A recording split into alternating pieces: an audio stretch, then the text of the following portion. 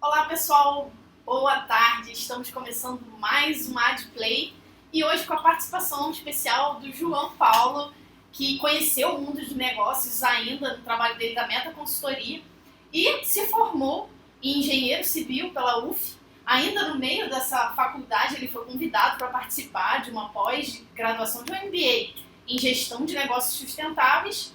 Ele é apaixonado por empreendedorismo e cofundador da Terra Obra Engenharia e entusiastas de novos negócios e impacto social. Muito obrigada, João Paulo, por ter vindo hoje participar. E o nosso tema vai ser empreendedorismo. Então, nos conte um pouco sobre a sua empresa, nos conte um pouco sobre como anda aí seu novo negócio. Com certeza. Primeiro, prazer enorme estar aqui com vocês. Falar sobre empreendedorismo é muito bom e falar sobre a Terra Obra é minha paixão já no último ano aí. A Terra Obra é uma empresa de engenharia, mas é uma empresa diferente. A gente consegue trazer uma dinâmica melhor para o mercado, porque a gente consegue trazer a realidade do serviço de engenharia, conhecimentos complexos para a pessoa física, para as pessoas que não tinham acesso a esse tipo de profissional há pouco tempo atrás. Eu acredito que a gente deva como missão popularizar a engenharia, e para fazer isso a gente precisa de um modelo de negócio que traga um pouco mais para a realidade, traga para custos menores e caibam no bolso dos nossos clientes. Então, a forma que a gente encontrou de fazer isso foi acelerar um pouco o processo, a forma de montar os nossos negócios, trazendo profissionais que estão saindo da faculdade agora, da academia, que não estavam encontrando espaço no mercado, no meio comum. Então, a gente traz esses profissionais para trabalhar com a gente, com a única premissa de que eles têm a disposição de realmente se envolver e trabalhar por uma causa interessante. E misturar a nossa expertise, nossa experiência, nossa bagagem, bota essa cara de novo aqui, eu e meu sócio, a gente já tem uma bagagem aí bacana de 8 anos quase de engenharia, e a gente misturou um pouco essa demanda que o mercado precisa de profissionais de engenharia e pegamos também esses profissionais que não encontravam o seu espaço, estamos fazendo um link para conseguir fazer projetos de uma forma mais barata para os nossos clientes. Legal, você falou aí de popularizar a engenharia. Realmente, a engenharia ela é vista como uma coisa muito distante, né, de nós meros mortais, né? Então, exato. E popularizar a engenharia, você falou de custo, geralmente engenharia envolve um custo alto, principalmente no Rio de Janeiro. Com certeza. Mas aí, te perguntar até sobre a Terra Obra. Eu dei uma olhadinha no site de vocês, tenho seguido vocês no Instagram. Vocês são uma startup? Adoro responder essa pergunta, porque se você me perguntasse isso até há um ano atrás, você vai começar uma startup, João? Eu falaria sim, com certeza, a gente quer fazer uma startup. Só que até foi o pontapé do papo que eu tive com o Vitor, o diretor da EdTech. Ele me perguntou por que não ser uma startup, qual é o modelo de vocês, e eu falei, olha, a gente tentou ser uma startup, mas para a realidade que a gente estava encontrando, as barreiras que a gente estava encontrando, a gente não ia conseguir escalar nunca esse negócio. Não tão rápido e sem tecnologia como a gente estava no momento. Então a gente decidiu se transformar numa empresa de engenharia mais próxima do convencional, mudando o modelo de negócio e acelerando um pouco como a gente conseguia. Porque ser uma startup exige conseguir escalar muito bem o seu negócio, e a gente não tinha até o momento tecnologia e não tinha o know-how para fazer isso. Então a gente deu uns passos para trás, a gente conseguiu trazer muito cliente e não conseguiu atender como deveria. Acho que isso é a pior coisa do mundo com o negócio. Você passa aquela barreira de chegar até os clientes, só que você embarreira no momento de entregar. E aí a gente deu vários step backs assim para conseguir se colocar no nosso lugar e encontrar o nosso modelo de negócio ideal, que a gente está encontrando agora. Ah, que legal isso. Um outro ponto interessante que eu queria te perguntar, outro dia eu estava lendo uns artigos da HBR e eu vi falando lá sobre que engenheiros têm dificuldades de abrir startups, por eles não se arriscarem demais, por eles serem muito matemáticos, muito estatísticos. E aí, dado que você pensou em começar como startup e mudou, isso tem relação ou não? Porque eu sei que a maioria dos empreendedores eles têm medo, dado o risco que é Sim. empreender, né? Como é que funciona isso, já que você está empreendendo há pouco tempo, não é isso? Sim, a gente tem 1 ano e meio aí quase que a gente está nessa aventura que a gente começou. Então, é o momento que os empresários mais se sentem, vamos dizer assim, preocupados, eu acho, né? Com certeza. Passado o primeiro ano, passado o segundo ano, e aí? O que você fala sobre esse risco? Primeiro que eu vejo que os engenheiros se preocupam com o risco, aprendem a calcular risco muito bem na faculdade, mas eu acho que a gente não aprende a assumir risco, é diferente. Quando você entende o que é o risco, é muito fácil você cruzar a probabilidade versus a consequência, entender qual é o impacto que isso vai ter, seja um negócio, seja um risco de vida, seja um risco de um acidente, qualquer coisa, ou o risco de quebrar uma empresa, risco de falir, né? mas eu acho que preparar para assumir o risco a gente não é na faculdade. É muito difícil, isso é mais pessoal do que profissional, são habilidades, as soft skills que a gente chama, né? E isso eu acho que nem faculdade nem escola está trazendo direito. Eu acho que a educação ainda é um meio que está falho aí para preparar empreendedores. Então, realmente, nós somos profissionais que são mais frios, calculistas ali, mas então a gente tenta evitar ao máximo os riscos, até mesmo quando você vai fazer um orçamento de uma obra grande, se for o caso da sua empresa, um orçamento errado pode quebrar uma empresa de construção civil, literalmente pode quebrar a empresa com uma obra errada, mal orçada. Então a gente aprende a usar fatores de segurança, a majorar as coisas, majorar os ganhos que você vai ter, você diminui, você sempre pensa em calcular, criar planilha para evitar os riscos. Mas eu acho que na minha educação, eu tive uma sorte de educação empreendedora na empresa júnior. E eu aprendi a ser empresário antes de aprender a ser engenheiro. Então a minha formação desencadeou diferente, eu acho, da maioria. Eu já estava falando sobre gerenciamento de projetos, pensando em fazer o PMP do PMI, né, tentando me tornar um profissional de projetos, desde que eu estava no segundo período da faculdade, quando eu descobri o que era isso lá na empresa júnior. Eu estava gerenciando um projeto lá na Fiocruz na época e eu nem estava no segundo período da Universidade de Direito. E, ao mesmo tempo, os meus amigos não conseguiam nem entender o que eu falava quando eu falava do animado, que, cara, eu vou fazer isso, estou fazendo aquilo, estou gerenciando um projeto, estou fazendo isso, vou virar diretor da empresa, e é isso aqui. Aí eu ficava igual o Chaves, assim, animado, e os amigos ficavam me olhando, tipo, cara, o que você está falando? E aí, as minhas amizades na faculdade mudaram, assim, drasticamente. Então eu consegui perceber que tinha uma distinção muito grande do que a engenharia estava me preparando para ser, para o mercado empreendedor que eu via, que eu comecei a descobrir que existia no Rio de Janeiro. Aí liguei a anteninha, comecei a isso, depois eu, óbvio, tive que me atentar na minha formação para conseguir, de fato, virar engenheiro. Mas eu acho que já tinha estado no sangue aí, quando eu me formei foi automático. Eu já sabia que eu ia abrir minha empresa. Ótimo você ter puxado isso. Então, até para aproveitar, eu acho que a maioria das pessoas tem essa dúvida. Como começar? Você falou que teve aí essa base de empreendedor antes mesmo de uma base de engenharia. Falando nesse tema de empreendedorismo, o que você diria para as pessoas que tendem a empreender? Como começar? A gente sabe que o cenário do Brasil, de um tempo para cá, acabou mudando um pouco, dado o contexto do desemprego, muitas pessoas acabaram abrindo seus próprios negócios. Mas muitas das vezes sem ter toda aquela formalidade que abrir uma empresa no Brasil exige, né? Então, o que você diria de dicas, até desde o início, para ter esse mindset empreendedor, para começar? O que você sugere para as pessoas? Eu acho que o ponto mais difícil para tomar a decisão, para dar o primeiro passo, que é o que vai de fato fazer as coisas acontecerem, eu acho que é você se conhecer muito bem e tentar entender um pouco das suas limitações que você tem naquele momento. Quais as habilidades reais que você já tem, que você consegue usar elas profissionalmente. Aquele lance que a gente ouve de falar de propósito, eu acho que eu até achava que não era tão importante na época, achava que isso era balela.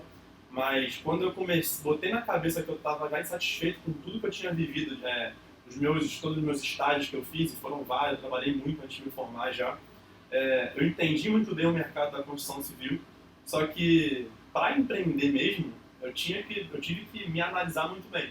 Eu tive que voltar a ler muito, eu voltei a absorver muito conteúdo de áreas diferentes.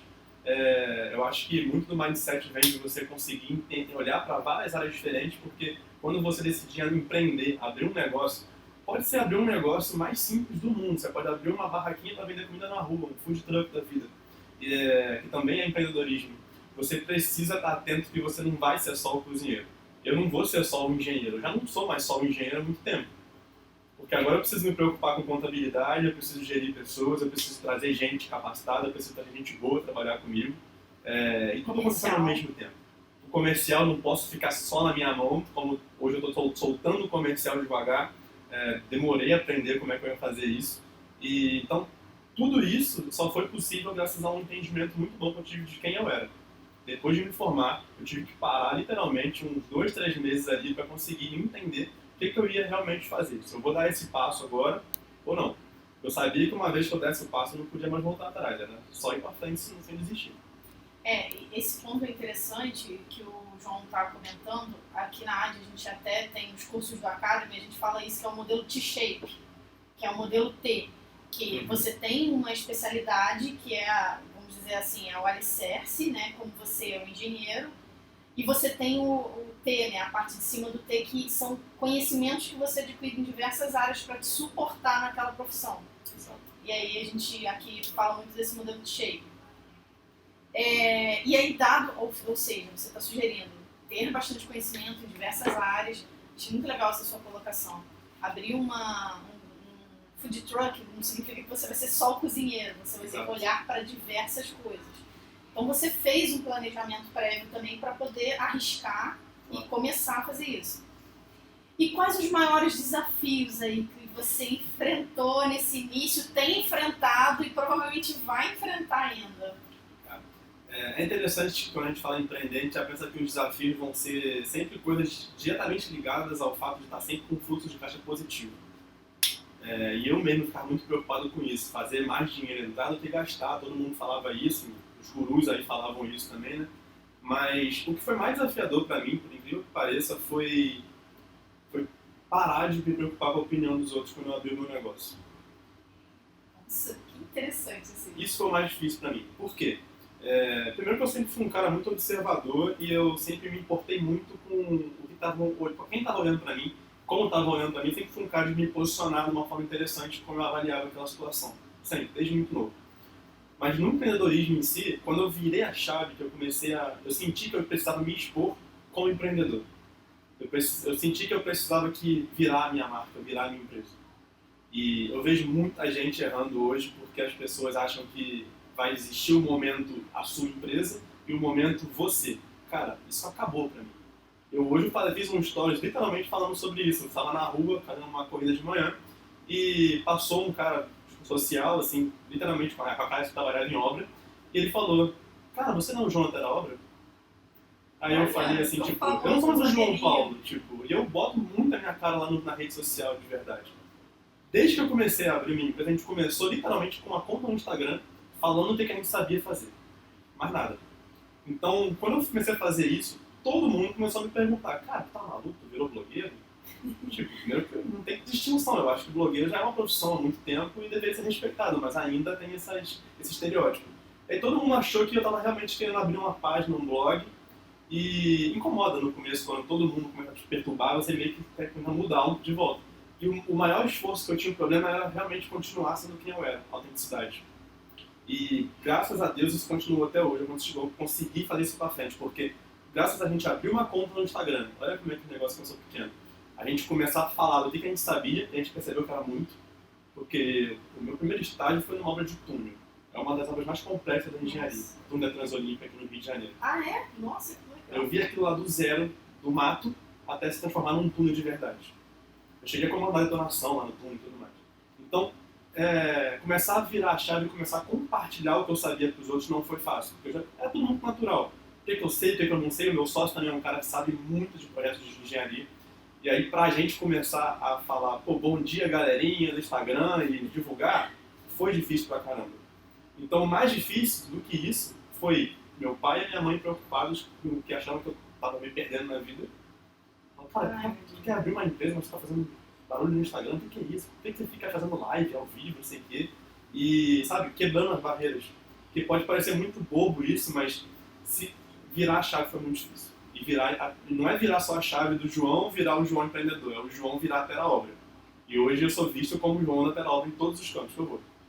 Cara, muito legal, porque assim que a gente começou o bate-papo para montar, né, a Adplay, eu comecei a seguir a Terra Obra e eu falei: gente, que legal, porque eu nunca tinha visto uma empresa de engenharia tão cool assim na internet, né? Falando de obra. Inclusive, acho que você postou esses dias: galera, como que eu resolvo esse problema? Aí postou uma foto. E aí eu falei: gente, olha que legal. Você traz o pessoal, mostra o que você sabe e ganha confiança. E aí eu venho te fazer essa pergunta, que foi uma coisa que me chamou a atenção quando eu comecei a te acompanhar. Você já até falou um pouco. Qual é o impacto hoje dessa rede social no meio do teu marketing, do marketing da sua empresa, do marketing de pessoas que querem ser empreendedores, porque a gente vê um movimento muito grande de pessoas vendendo pela internet, não necessariamente com um site, às vezes até com uma própria conta no Instagram, pelo WhatsApp. Sim. Então, a gente vê isso acontecendo uma facilidade infinitamente maior, né? E aí você vê uma empresa de engenharia, que geralmente é aquela coisa muito, né, fechada, muito arcaica, não sei se esse é o melhor nome, e aí você vê uma coisa tão cool, tão divertida, e aí, como é que tem sido esse marketing seu aí? A gente, sinceramente, na rede social é o nosso marketing hoje, é a nossa maior fonte de receita, porque dali saem nossos principais clientes. Então, assim, não existe pensar em TeraObra sem pensar numa conta numa rede social onde a gente compartilha conteúdo. E, sinceramente, a gente dá dicas ali que eu sei que cursos cobram caro para ensinar para as pessoas. Cursos, às vezes, que eu vejo muita gente vendendo curso no marketing digital e, infelizmente, até eu vejo muita gente que nunca nem trabalhou com cálculo estrutural vendendo curso de cálculo estrutural. E a gente chega ali no ar, a gente dá o que as pessoas querem ali, a gente responde dúvida todos os dias pelo direct, e começou assim, sem ganhar um centavo de nada, de ninguém. Até que começou a surgir o primeiro cliente. E começou a surgir o segundo cliente. E aí, no final do ano passado, a gente estava entregando um projeto super difícil, que a gente vendeu um cálculo estrutural de uma cabine de transformação de energia para um condomínio. Estava precisando entregar a obra para ontem, atrasado. E a gente vendeu, assim, um preço muito, acho que 1/5 do preço de mercado, entregando em 5 dias o cálculo inteiro. O projeto com a verificação. E ao mesmo tempo a gente estava fazendo um evento na sexta-feira chamado TeraTalks. Foi um evento que a gente fez para juntar pessoas profissionais e pessoas que estão no meio acadêmico. Para fazer um match. Dali a gente conheceu uma construtora que seguia a gente no Instagram e falou, pô, vou lá, quero conhecer esses caras de perto. E viraram nossos clientes, foi o primeiro cliente do ano de 2019. A gente entregou um cálculo estrutural para uma estrutura metálica de uma loja americana. A partir daí. E aí várias pessoas que procuravam a gente, até quem conhecia a gente já há um tempo atrás, me ligava e falava, João, cara, muito tempo que a gente não se vê e tal, mas eu tô vendo o teu trabalho no Instagram, achando o máximo, e eu não sabia que vocês faziam esse tipo de projeto, eu preciso disso para minha obra aqui, eu preciso desse projeto, dessa obra, desse acompanhamento, e aí foram aumentando nossos clientes. E é até curioso, porque eu estava fazendo uma apresentação para uma empresa grande, que estava fazendo uma negociação, e eu tive que apresentar a empresa para eles, e eu levantei os indicadores assim da onde estavam vindo nossos clientes. E a gente tá no Google Ads também, a gente está usando tráfego pago para anunciar, mas o Google vem aquele monte de lead que vem entrando e a gente converte ali, sei lá, 5, 10%. Só que aí as pessoas que a gente realmente vê na rede social já vêm muito cativadas, qualificadas. E esses caras já vêm sabendo quem é o João, quem é o Thiago. Eles não vêm naquela de, o que vocês fazem? É empresa de engenharia? Faz obra, faz projeto? Não. O cara não tá nem aí se eu faço obra, faço projeto, o que eu faço? Ele viu que eu resolvo problemas de pessoas parecidas com ele ali, que eu falo muito abertamente, e vem no direct me perguntar por alguma coisa, eu já passo pro WhatsApp e ali a venda é feita. Eu vendo pelo WhatsApp, literalmente. Caraca. E aí, paralelo com a empresa de engenharia que você me perguntou, eu lembro que eu estava ali no financeiro dessas obras grandes, de construtoras grandes aqui do Brasil, e eu olhava para o financeiro e achava um absurdo a quantidade de gente só para poder passar uma nota fiscal, para poder faturar alguma coisa. E o que eu tento fazer até na obra é justamente que o cliente não precise fazer isso. Que ele consiga pagar por um meio de pagamento com um link que a gente manda no WhatsApp para ele. E aí, se quiser parcelar, ele parcela lá em 12 vezes, sei lá, quanto puder no meio de pagamento, pagando o menor juros possível. Eu copio muito a ideia do gênio do Elon Musk, que eu li o livro dele, e que mesmo escalando as empresas com a maestria que ele tinha, com conhecimento, com os melhores engenheiros do mundo trabalhando para ele na SpaceX, eles têm a missão de trazer o menor preço possível para o mercado. Eles podiam pensar em aumentar, ficar top, né, ficar o classe A, só que não é a nossa missão, assim como também não era dele, eu vi um paralelo, e eu falei, cara, nossa missão não é fazer mais projetos com preços mais caros, eu não quero ser essa empresa. Eu quero que a gente consiga manter preço baixo para entregar a engenharia para quem precisa dela. E aí a rede social foi um fenômeno que fez a gente explodir nesse sentido. Com base em tudo isso que você tem colocado na TeraObra, em toda essa inovação que você, até enxugando, né, processos, etc., você considera que a TeraObra, por exemplo, pode ser um novo marco de inovação dentro de uma empresa de engenharia? Sim, com certeza. Sem dúvida nenhuma. É para isso que a gente caminha mesmo. Até são detalhes curiosos que eu gosto de lembrar de vez em quando. Eu acabei de mudar o meu perfil pessoal no Instagram. Eu tinha lá, que eu fazia engenheiro, fundador da TeraObra e tudo mais. Eu apaguei tudo. Eu acordei, tive um insight assim, eu coloquei lá. Eu acordo todos os dias, literalmente, para levar a engenharia para mais pessoas. resolver o problema delas com isso. Eu acho que eu estou muito bem alinhado com o meu sócio e a gente até não trouxe mais um sócio ainda porque a gente quer ter certeza que a gente traga mais alguém que tenha essa mesma premissa.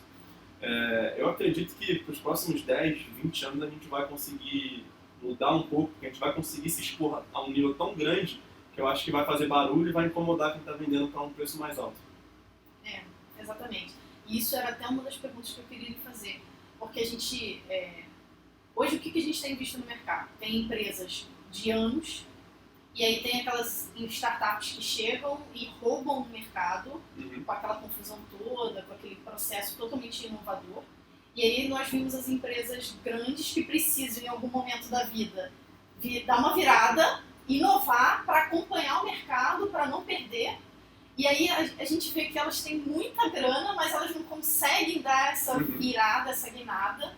E aí chegam empresas como a sua, que mesmo você falando que não é startup, você vem com uma pegada inovadora, mudando uma área de engenharia, que é uma área extremamente antiga e que é ad eterna, porque não vai morrer nunca, ninguém vai parar de fazer obra. Com certeza. E aí você dá essa virada.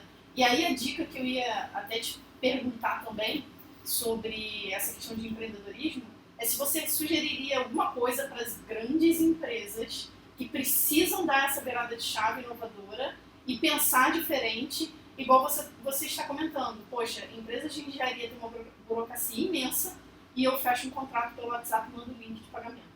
Então, como que você dá assim, de dica para essas grandes empresas virarem essa chave e fazer uma inovação? Essa pergunta é interessante porque eu acho que não pega só as empresas. Porque eu vou sempre me afundando mais no mercado de engenharia, eu vou para congresso, eu vou para fórum para tentar entender o que está acontecendo no cenário geral. Isso cai para os conselhos também. Os conselhos de engenharia, o CREA, o CONFER, os conselhos regionais de engenharia, e agora teve uma polêmica com cerca do acerto do salário do engenheiro, estão querendo diminuir pela metade o piso e tudo mais, e muita gente vem perguntar no direct: João, o que você acha do salário do engenheiro? E, cara, eu falei, eu não vou responder ninguém. Eu vou responder numa live, vou fazer uma live para falar do que eu acho desse negócio aqui de salário. Eu, sinceramente, eu não estou ligando mais pro salário, qual é o piso que eu deveria cobrar como engenheiro. Eu acho que esse negócio de estabelecer um piso, estabelecer que o engenheiro tem que ganhar muito porque foi difícil a formação, é uma coisa que pode parecer, para quem não entende da engenharia, pode parecer um pouco distante pensar isso, mas isso prejudica a formação do engenheiro de uma forma, porque a gente já chega no primeiro período ouvindo que cada semestre que a gente perder, como incentivo para a gente não reprovar a matéria, cada semestre que você perde, você deixa de comprar um carro popular. Nossa. Aí eu ouvi aquilo e eu sabia que eu não ia me formar no tempo certo, eu já estou sabendo disso. Porque eu não olhava para aquele fluxograma e achava que ia me completar. Eu dei muita sorte de conseguir enxergar isso logo cedo. E aí, voltando para a questão da burocracia, eu acho que a burocracia começa com essa ideia do engenheiro, tem uma ideologia por trás do engenheiro, querer se comparar ao que o médico ganha e achar que tem que ganhar bem porque acabou de sair da faculdade. Existe um conceito muito forte disso, é muito ruim isso para as pessoas. Aí fica uma batalha eterna de, porque não pode virar nariz, tem que virar engenheiro, tem que ganhar, sei lá, 8 mil piso. E eu olho para o engenheiro que está na faculdade, esse cara não merece ganhar 8 mil, ele não tem habilidade suficiente para valer 8 mil por mês, 16, né, para uma empresa por mês. Aí você já pensa, como é que eu vou pagar 16 mil para um engenheiro por mês quando eu não tenho obra, não tenho ocioso? Eu demito um monte de engenheiro, então a empresa está sempre oscilando muito. Por isso que o cenário, quando tem crise, é o primeiro a despencar a construção civil. Os custos são muito elevados. Já tem tanto custo, matéria-prima é caro, está pagando ali em cima de commodities, um monte de coisa. São preços voláteis com as ações do mercado internacional, então tudo na engenharia já é muito caro. Se a gente ficar tentando aumentar os processos e tornar muito complexa o entendimento da computação de mão de obra, a gente já começa errado o negócio na engenharia. Então hoje, quando eu trago um engenheiro para trabalhar comigo, a principal ponto da conversa é a remuneração. Mas por que você está falando de remuneração? Isso aqui eu falei, cara, você não vai ganhar o piso do engenheiro aqui. Isso é um problema para você? Tipo, qual é o seu objetivo como engenheiro? O que você quer fazer como engenheiro? O nosso objetivo aqui, a gente sabe, é levar a solução a quem precisa, tentar enxugar o preço e ganhar um pouquinho mais em escala, fazendo mais projetos. Eu estou vivendo disso hoje, eu e o meu sócio, a gente está construindo uma empresa em cima disso. Então, a questão de desburocratizar a engenharia começa por esse sentido. Foi o nosso primeiro papo com o nosso público era esse no começo. As pessoas falam, não tem emprego, não tem emprego, não tem emprego. E eu acho que a gente começa a desburocratizar pela cultura das empresas de engenharia. Eu trabalhei nas grandes ali para poder falar um pouco mais de propriedade, como é que é lá dentro. Vi profissionais excelentes, que mereciam realmente ganhar aquilo, mas desculpa, os engenheiros recém-formados, mas eu saí da faculdade despreparado para ganhar e olha que eu fiz muito durante a faculdade, eu ralei pra caramba. Mas eu não acho que merecia ganhar 8 mil reais. Então eu acho que tudo começa de uma reeducação para a gente poder acabar com a burocracia e fazer uma empresa mais enxuta. Ou seja, não só inovar dentro da empresa, como na cabeça das pessoas. Principalmente na cabeça. Porque isso que você falou é interessante. Nessas crises que a gente viu aí pelo país, a engenharia foi uma das grandes afetadas, né? Não só a engenharia civil, como as outras engenharias também. Se bobear, se as pessoas tivessem um mindset desse, elas conseguiriam emprego com mais facilidade e se realocar, se elas pensassem em mudar um pouco esse paradigma dentro também de um contexto de mindset, né? Com certeza. Muito do que eu e meu sócio vimos quando a gente começou a fazer os primeiros movimentos, ele recebeu uma proposta para trabalhar em Portugal, porque por causa da exposição dele na obra, na rede social, ele chamou a atenção de uma colega que não era nem tão próxima, mas se aproximou por causa que viu a gente lá, trocava ideia e aí conseguiu uma vaga para ele em Portugal. A gente acabou conversando, graças a Deus ele não foi, está comigo ainda. Eu recebi também recentemente uma proposta para trabalhar num negócio voltado ao empreendedorismo, no mundo de aceleradoras, mas também, assim, naturalmente neguei, porque eu estou envolvido em outra coisa, muito mais importante para mim agora, que é a obra. Mas eu fico olhando para esse panorama e tentando traçar um paralelo com as pessoas que estão reclamando ao mesmo tempo da falta de emprego. Se todo mundo se desligasse um pouco de que precisa arrumar um emprego, eu acho, de engenheiro, e ganhar os 8 mil e tudo mais, assim, bonitinho, ela já está muito mais preparada em resolver problemas que estão ao redor delas. E quando eu comecei a virar essa chave, eu percebi que tinha muita coisa que eu podia fazer, ainda dentro da minha área, para resolver e ajudar a vida dos outros. E assim que a gente começou a construir nossos negócios, então se todo mundo se preocupasse em se preparar para conseguir fazer a mesma coisa, assim, nesse sentido, serviços mais complexos, serviços mais simples, não importa, eu acho que elas iam automaticamente se tornarem pessoas mais com um valor maior para o mercado. Isso é interessante que o João está colocando, né? Até trazendo para o mundo da agilidade. Um dos mindsets da agilidade é entregar valor. Entregar valor para quem? Para o nosso cliente, para quem está contratando o nosso serviço. O mundo muda. As pessoas mudam, os serviços mudam. Hoje você entrega uma experiência, entrega N outras coisas que fazem mais sentido. E é isso que o João está colocando muito importante. Quero mudar a vida das pessoas. Como que eu mudo? O que eu entrego de valor para elas? Eu acho que se a gente focasse nisso, como empreendedores e até como profissionais dentro de uma empresa, o que eu entrego de valor para o meu cliente do lado de lá, ou entrego de valor para o meu cliente interno, e você focar esse seu mindset, provavelmente você vai se tornar um profissional muito mais quisto, vamos dizer assim, Exato. Uma empresa muito, muito mais procurada, porque realmente você está atingindo o que o público espera. Então, um ponto que, por exemplo, deve ser um dos fatores de sucesso da Teraobra você sabe que às vezes o que entrega valor para o seu cliente é tempo, custo, e você está conseguindo atacar o tempo e o custo, né? Então, isso fica aí esse mindset para quem está querendo empreender também. Perfeito. E aproveitando que você deu um exemplo de Portugal, eu não conheço nada de empreendedorismo, porque eu ainda não tenho uma empresa. Mas eu escuto demais que empreender no Brasil é uma loucura e que, enfim, tem diversos custos, diversas dificuldades e eu sei que muitas das vezes isso impede que algumas pessoas empreendam. Qual que é a sua opinião sobre isso ou até dicas para as pessoas enfrentarem essa burocracia brasileira ainda que precisa mudar, né? É uma burocracia que eu não conhecia, eu achava que conhecia, até a gente realmente ter que abrir a empresa, o CNPJ, se transformar no CNPJ. E foi uma surpresa assim para mim, porque eu sabia que a gente ia gastar, mas não sabia quanto.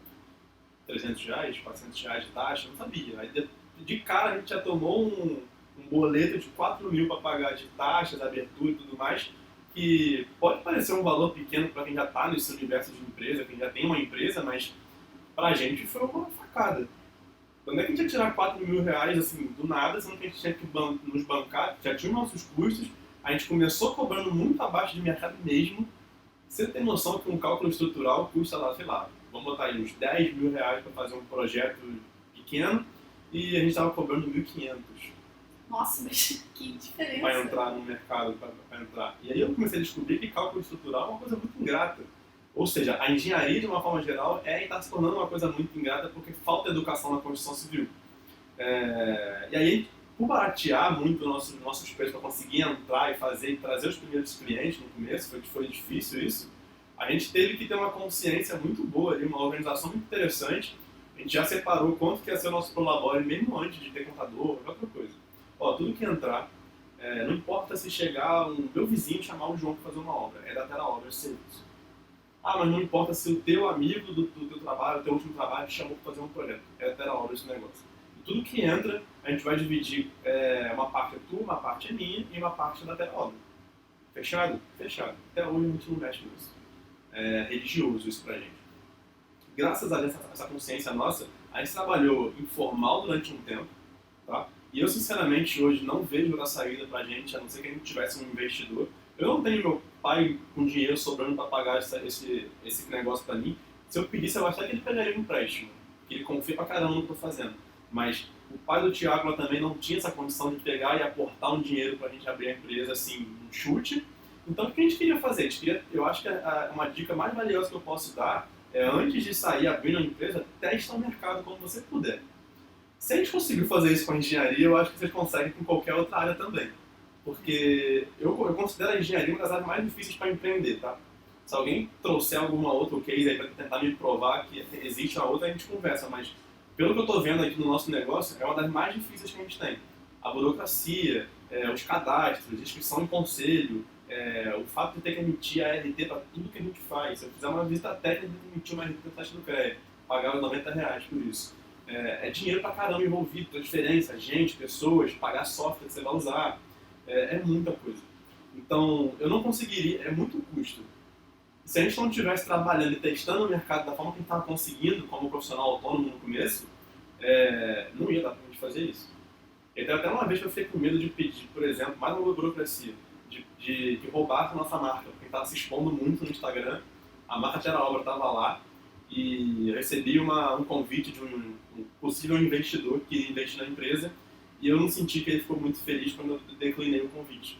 Eu não gostei muito do alinhamento de expectativas, dos valores que não estavam muito batendo, e quando aconteceu isso, eu reuni com as pessoas que eu confiava, os parceiros, os empreendedores que eu confiava, e eles me recomendaram o seguinte: cara, registra a tua marca para ontem. E aí vai mais custo para registrar a marca, e dinheiro que não tinha, tirando da onde, pagando no cartão, inventando dinheiro que sei da onde. Mas aí, quando a gente abriu a empresa, a gente tinha dinheiro para pagar todos os custos que a gente precisava.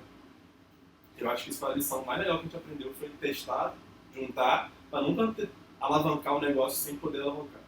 Aí eu vou puxar a sardinha de novo para o mindset da agilidade. E até, falando do Lean Startup lá, que ele fala do MVP, do teste de hipóteses, né? Perfeito. Então, aí a dica aí, aproveitando isso que o João falou, teste seu mercado. Verifique se os clientes querem o produto que você oferece. Porque muitas vezes a gente acorda e fala assim, eu vou vender tal coisa que todo mundo vai amar. Será? Testa antes, porque realmente muitas pessoas investem absurdamente e não sabem nem se o público vai receber aquilo. Então eu acho que é uma dica fenomenal. E aí eu queria puxar uma outra dica sua aí, já que você falou de dinheiro. Eu já vi muitos empreendedores que acabam se enrolando com as próprias pernas com essa questão de dinheiro, porque quando a gente sai de uma função onde a gente é funcionário de alguém, a gente tem um valor certinho todo mês. Quando a gente vira empreendedor, isso não acontece. Então você tem um fluxo muito variável. Engenharia, então, deve ser pior ainda, porque você ganha por projeto e passa um tempo executando aquele projeto, né? E eu vejo que muitas pessoas às vezes se enrolam. Você tem alguma dica de administração financeira que a galera possa usar para que, tipo, um puxão de orelha não faça isso, porque você vai se dar mal? Olha, tem aquela dica que eu já ouvi muita gente dando, que é para não misturar as finanças pessoais com as finanças da empresa. Separa, muito bem separado isso. E eu acho que eu dei muita sorte de meu sócio ser um cara muito organizado com a questão do dinheiro, tá? Então hoje a gente se organiza de tal forma que eu pego tudo que for mais futuro e ele pega muito mais passado. Então é ele quem faz a nossa gestão financeira dos nossos custos e eu estou fazendo o planejamento da onde a gente vai colocar, como é que a gente vai fazer entrar dinheiro para poder fazer isso se tornar possível. É um negócio mesmo que a gente divide. Mas, e por a gente se dividir nesse sentido, a gente também teve que pensar em como é que seria o nosso prolabore. Isso mudou até recentemente, quando a gente abriu a empresa, a gente teve que mudar esse sentido um pouco, porque a nível de enquadramento, em como a gente se enquadrar como empresa na legislação brasileira, a gente precisava definir um percentual mínimo de prolabore que a gente ia ter para pagamento pessoal e tem que separar até as contribuições da nossa declaração de imposto de renda depois. Então, só de falar isso aqui, eu acho que quem não está muito acostumado com jargões e tudo mais já vai ficar pensando, cara, está embolando aí um pouco as informações. Mas a gente precisa se planejar no sentido de quanto do lucro vai sair para vocês. Porque você não pode também só fechar projeto e colocar dinheiro para dentro e achar que esse dinheiro vai bancar a empresa e esquecer que tem que bancar os sócios. Tem que bancar quem está ali tocando a operação, porque a gente está vivendo disso também. Uhum. Eu não tenho um trabalho que eu vou ganhar o meu dinheiro certo no mês, no final. Eu literalmente ganho dinheiro se lucrar o suficiente para ganhar o dinheiro. Então, até isso foi uma questão que eu tive que me organizar muito, porque eu não tinha também essa... nunca tinha tido lições nesse sentido de como é que eu me organizo financeiramente, sabe? Eu sempre tive lá, quando eu trabalhei, as minhas bolsas de estágios, a minha remuneração fixa lá no meu emprego, então era cadenciado. Eu vou ganhar isso, então eu posso gastar esse dinheiro porque mês que vem vem mais. Se não tiver nenhuma tragédia, no mês que vem tá aí, tá certo. Agora não. A gente tem que segurar o dinheiro e... Não vou brincar não, tem mês que realmente fica apertado e eu já teve mês que eu literalmente joguei tudo que eu tinha no cartão para segurar o dinheiro no banco, para poder pagar as contas e fechar tudo direitinho, porque muito também eu sou comercial da empresa, então eu vou em cliente, visito, às vezes faço vistoria técnica também, então é muito lugar diferente que a gente atua. A gente tem projeto em Deodoro, a gente tem projeto em Niterói, Maricá, então só uma viagem às vezes você já está gastando mais de R$150 por viagem. E às vezes não fecha o projeto, nesses casos. Então a gente está sempre se organizando nesse sentido. A gente hoje tem sempre um fundo na obra e caso aconteça alguma emergência com os sócios a nível pessoal, a gente pega o dinheiro e empresta para o sócio, mas é um empréstimo. E também de um empréstimo. Então, por exemplo, eu estou só faltando dinheiro, eu falo com o Thiago, joga na minha conta um dinheiro para fazer o pagamento agora. Mas aí quando vem o meu lucro no próximo mês, esse dinheiro não entra para mim, segura lá na empresa. Ou seja, um controle bem rigoroso. Tem que ser assim, e óbvio, é cultura. Então, não adianta eu também pedir o dinheiro para ele, no dia seguinte pedir mais, não. Então, eu tenho que fazer um pagamento meu, eu vou lá, libero o pagamento da minha conta e falo para ele, aquele pagamento lá meu já tá quitado. Eu não quero que você devolva para mim quando entrar o lucro desse projeto. Então, isso funciona para a gente muito bem. Legal. Nesse contexto todo, você indicaria as pessoas empreendam?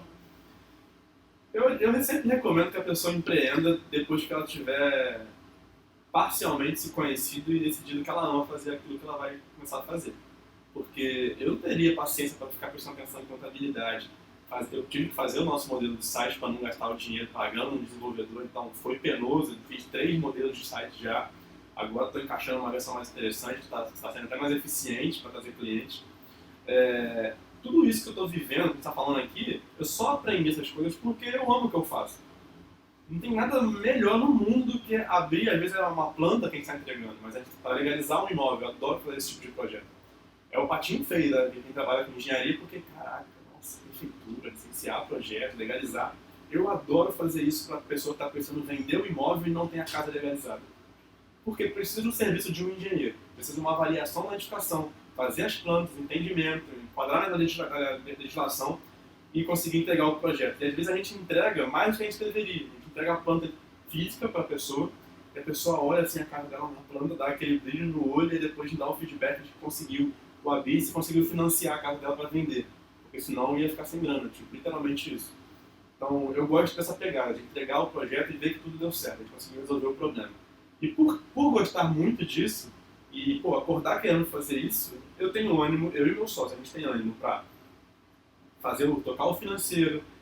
Ontem estava pensando em comprar uma maquininha, cara. Eu acho que nunca vi empresa de engenharia com maquininha de cartão de crédito.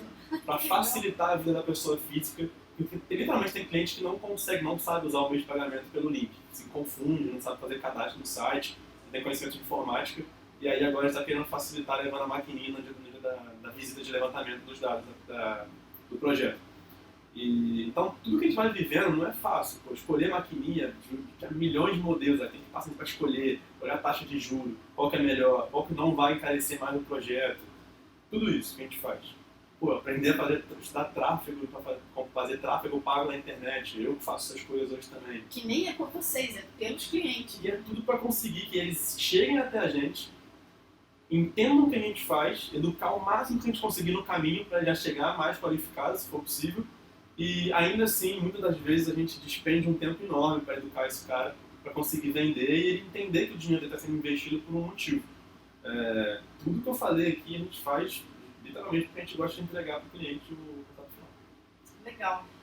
E aí eu queria te pedir, né? Ele contou ainda há pouco uma analogia de que empreender é pular de paraquedas, né? É igualzinho, exatamente igual. Por quê? Vai, conta. Bom, foi até exigido uma explicação sobre isso hoje também no Instagram, mas muita gente tem medo de pular de paraquedas e eu acho que é um medo natural. Eu também tinha, morria de medo. Só que muita gente tem medo porque acha que vai pular e vai ter que confiar que aquele paraquedas vai estar funcionando, que vai abrir, e se não abrir já era, você morre lá, literalmente.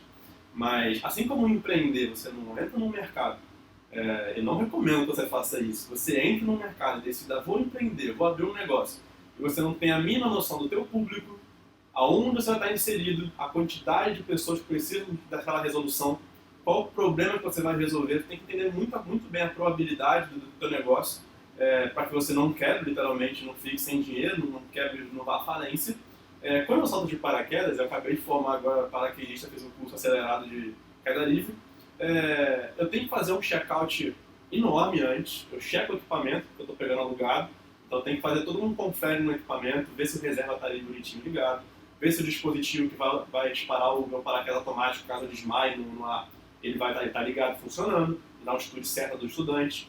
Então tem todo um procedimento, um ferramental, que assim como eu tive que fazer e venho fazendo, me preparando sempre para escalar minha empresa para um nível superior, no paraquedas é a mesma coisa. Tenho medo de pular, tenho medo de tudo mais, tem adrenalina, tem emoção quando chega lá embaixo, mas o salto começa assim, lá na aula teórica que eu fiz, onde eu aprendi a pegar a teoria, né, trazer, e é como se fosse um processo ágil mesmo ali, porque é tudo muito rápido. Eu fiz as aulas teóricas 6 horas, e aí no dia seguinte estava saltando já. Então, todo um ferramental, uma preparação para que você consiga chegar na porta do avião, pular e o paraquedas abrir como deveria. Então, é isso. É isso. Então, para empreender, siga essas dicas, analise seu mercado, teste hipóteses, gerencie seus riscos, entenda qual é a dor que você vai resolver. Faça um processo mais enxuto que você conseguir para tentar resolver aquele problema, né?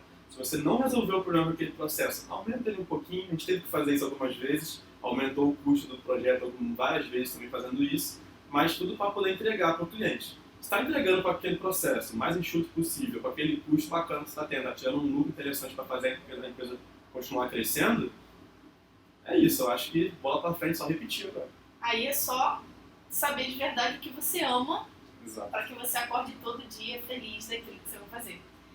Muito obrigada, João, por esse bate-papo incrível. Adorei, cara. Sigam a Terra Obra no Instagram, compartilhem e também nos sigam na rede social. Temos o nosso canal no YouTube, temos o nosso canal no Spotify, temos o Instagram. Nos acompanhem para ter outros assuntos desses tão importantes. E é isso. Muito obrigada a todos. Beijo e até a próxima. Tchau, tchau. Tchau, tchau. Bora executar.